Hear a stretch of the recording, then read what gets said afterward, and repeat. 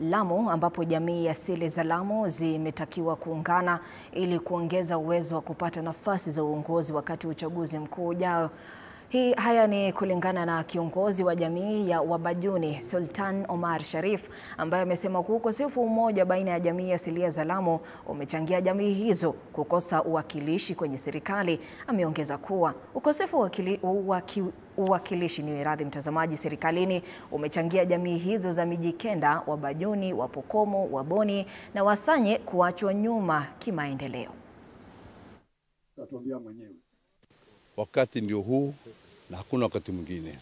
Ni lazima tuache tofauti zetu, tuache mikao yetu, tuwe kitu kimoja. Na tukiwa kitu kimoja tutapata kiongozi mmoja.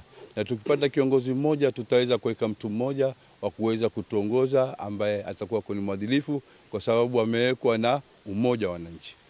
Kwa hivyo tatizo la ardhi litatatuliwa na wanati wenyewe ndio waweza kutatizo, the natives tribe, kwa sababu sisi ndio tunajua forest ni wapi, tunajua ardhi ya Mboni ni ipi, ya Msanye ni ipi, tunajua grazing corridor ni zipi, tunajua water corridor ni ipi, tunajua Pangani asili yake ni wapi mpaka wapi. Kwa hivyo sasa hizi vitu, ikiwa nyinyi mmekuja kukaa hapa na hamutaki kuongozwa na wenyeji ambao wako hapa, lazima mtapata matatizo na hamtapata ardhi na makosa yataendelea, yatakuwa ni yenu.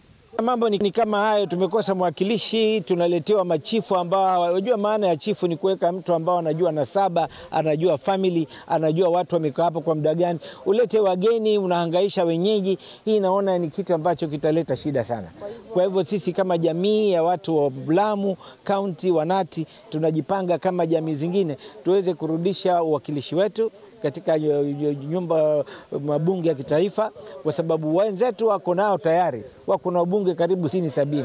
Na la pili, tuweze kurudisha rasilimali zetu, tuweze kumiliki ardhi zetu na nafasi za kazi kwa watu wetu, kwa sababu mtazamaji, na kutoka Lamu